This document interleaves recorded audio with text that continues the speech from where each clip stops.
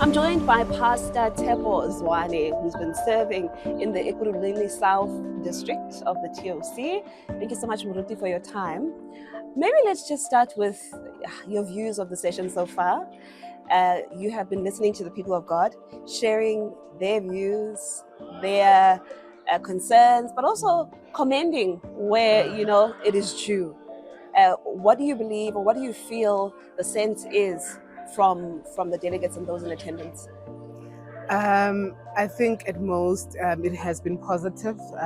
People are actually happy to see what the president has done, the secretary, the CFO especially. I mean, in 20 years, we've not had, you know, a clear finance, and for the longest of time, people have been longing to see a clear finance. And I think that will already give confidence, to the younger people, to older people as well, to say, you can trust the church, you can tithe and it will go where it's supposed to go. You can bring your offerings and it will go where it's supposed to go.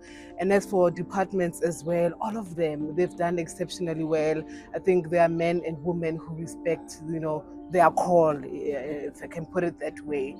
And I just loved their inputs, especially as to we have been spending more than we have, and most of them have come up with beautiful ideas to say, hey, how about we cut off a bit with our events and focus a bit more in evangelism? And how about even evangelism, don't only ask, maybe for instance Pastor Mapanga now to say sponsor us, but here are ideas that have been happening in Mopani.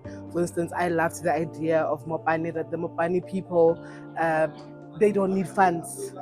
They've been having their own Sabbath school branches, sort of like TMI, and then continue with the people for 28 weeks. And after 28 weeks, people will just give themselves back to God. So I love that idea that we don't necessarily have to spend thousands and thousands for a 2-week crusade and we baptize 20 people only to retain one or two. And that's a lot of money wasted. So I just loved that model when I was inside, to say we don't necessarily have to go for crusades and spend money renting tents. Crusades are expensive. Yeah. So I just love the idea that we need to start thinking of ways to evangelize to people without it having to implicate our pockets. So I love that. And how beautiful is it to see members that are so invested, so Yeah. knowledgeable about the church, so knowledgeable about the systems, so knowledgeable about what should happen, It really speaks to a church that is alive, doesn't it? No, it does. It does. The church is alive in many ways. I remember even in one of my churches where I am, we were supposed to get funding, but I saw us continue anyway with a week of prayer with no funds. Even though we didn't end up baptizing anyone, but the community would come and go. And for me, that was a positive, to say, now they know we are there. Now they know what Seventh-day Adventist is all about. It's just about continuing being present in the community. I think presence is everything. Yeah.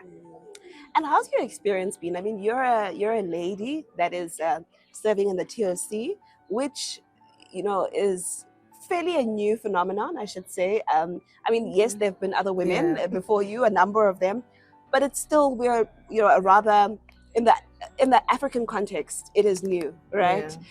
How have you been experiencing pastoring, especially also as a young woman?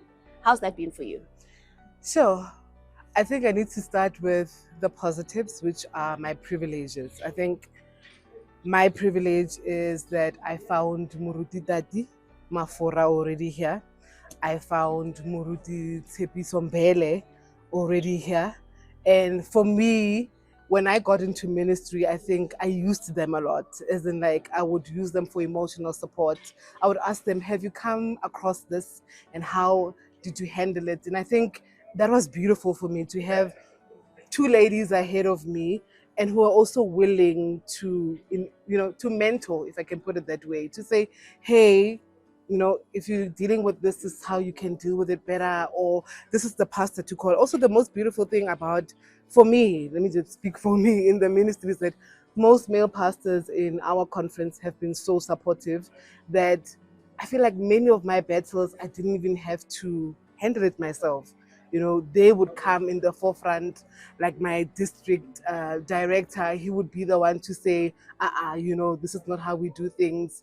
If halemati, like because I've come across such situations with the asimfuni, and then things will go very negative. But I just loved how even the males in the ministry, they would come through and say, this is a church of God, and this is not how you speak to any human, not even a pastor, but be human enough when you're dealing with her. And so I've been very appreciative of that, that support, those who support us, and the two other ladies that we have that are already in ministry in our conference. So I've had my own challenges.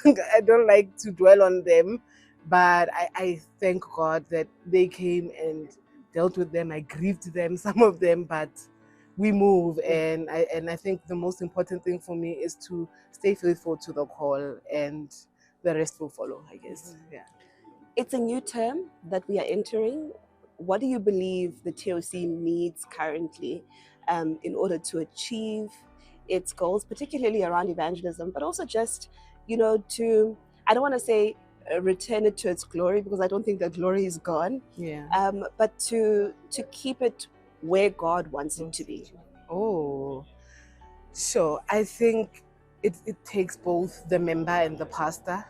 I think maybe on the side of members, we need to bring back that spirit of evangelism, of loving the church. Sabbath school, I've noticed in many churches where you get there 9 o'clock, but I'm fundisi, you're too early. But I think we need to bring back the spirit of Sabbath school, and as pastors as well, be more visible when we can, to be where we are needed to be. I think that will help. I think maybe from the report in jail of session, I could tell that if we all come together and work and do what we are called to do. And the beautiful thing about our church is that we are all commissioned, right? So it's not just the pastor who's called. You as Komuzo, you are called. You're at session. I'm sure you're not even paid a cent, but you do this for a living. So I think it's all of us. I think this next 3 years, if all of us can just, come together and do what we are called for. I'm called to be a pastor. You're called to be a journalist. Nkuli is called to be, a media guy. Let's just all come together and give our A game, and see what God can do. I think sometimes if I can put it that way. So if we can just say, let me trust God, and let's see. Yeah. I think I'm mumbling. Pastor Tshepo Zwane, I know you're making a lot of sense, and I appreciate your contribution. I pray that God blesses your ministry, and I wish all the best for you going forward. Thank you.